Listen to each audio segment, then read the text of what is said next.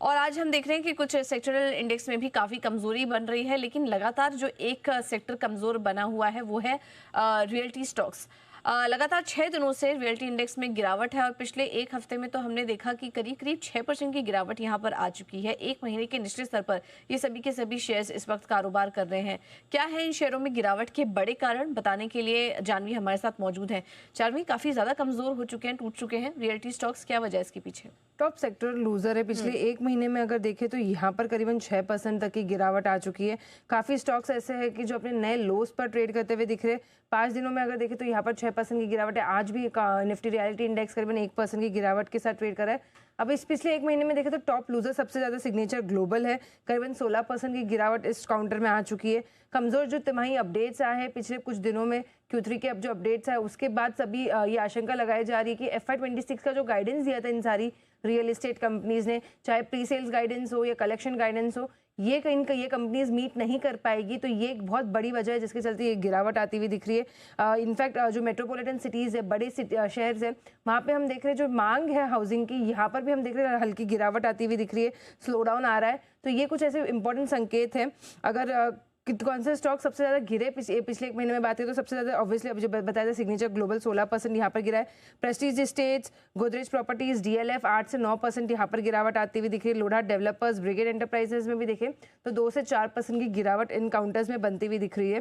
लेकिन हाउसिंग बिक्री पे आखिर दबाव क्यों बढ़ रहा है, उसके 3 अहम रीजन है, जिसमें सबसे पहले जो प्रॉपर्टी की कीमतें वो हम लगातार देख रहे हैं काफ़ी महंगी होती हुई जा रही है। IT सेक्टर में जो है यहाँ पर एक छटनी हो रही है, जिसके चलते मेट्रोपॉलिटन सिटीज़ से जो लोग हैं वो वापस अपने Tier 2 Tier 3 सिटीज़ में जा रहे हैं। तो इसलिए एक बड़ा स्लो डाउन यहाँ पर आ रहा है।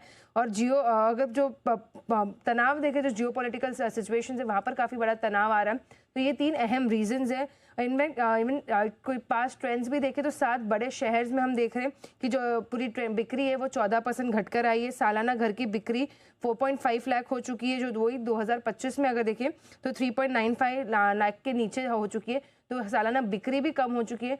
और इनफैक्ट इवन जेफरीज का व्यू भी अगर देखें तो 2024 में जो एक ऊंचाई बना ली थी रियलिटी इंडेक्स ने, रियलिटी स्टॉक्स ने, अब वहां से जो ये स्टॉक काउंटर्स है काफ़ी करेक्ट हो चुके हैं और इन्हीं के ऊपर इसी के चलते दबाव आता हुआ दिख रहा है।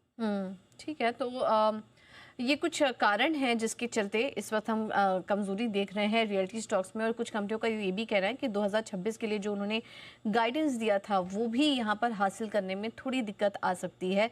कुछ एक आध नंबर्स जो हमने देखे, क्वार्टरली अपडेट्स भी आए हैं, वो भी कमज़ोर ही थे। तो थोड़ा कंसर्न बना हुआ है इन तमाम कंपनियों के लिए। लेकिन एक बार चार्ट्स भी समझ लेते हैं।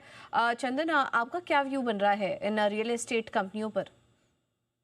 बिल्कुल, लगातार पिछले 5 दिनों से लोअर टॉप लोअर बॉटम के सीक्वेंस चल रहे हैं और रियल एस्टेट जो इंडेक्स है वो लगभग 35 वीक्स के लोवेस्ट लेवल पे है। तो स्ट्रक्चर वीक है और मोस्ट ऑफ द काउंटर, चाहे आप गोदरेज प्रॉपर्टी की बात करें या फिर DLF के बारे में बात करें, लोढ़ा भी है, वो भी लोअर टॉप लोअर बॉटम बना रहा है। तो सब में वीकनेस है। मेरे हिसाब से अभी तक कमजोरी कंटिन्यू रहेगी। एज ऑफ नाउ शॉर्ट्स का बिल्टअप इंटेक्ट है, कोई भी सिग्नल नहीं मिल रहा है जिसकी वजह से शॉर्ट कवरिंग देखने को मिलनी चाहिए। तो आई थिंक और 3 से 5% के down side most of the real estate counter में बन सकते हैं। बिल्कुल, तो यहाँ से कमजोरी और बन रही है, specially signature global, Lodha developers जैसे स्टॉक्स में अगर हम देखें तो वीकनेस और बढ़ते हुए नजर आ रही है। तो थोड़ा फिलहाल वेट एंड वॉच कीजिए और अवॉइड करने की ही सलाह फिलहाल नजर आ रही है इन सभी स्टॉक्स में।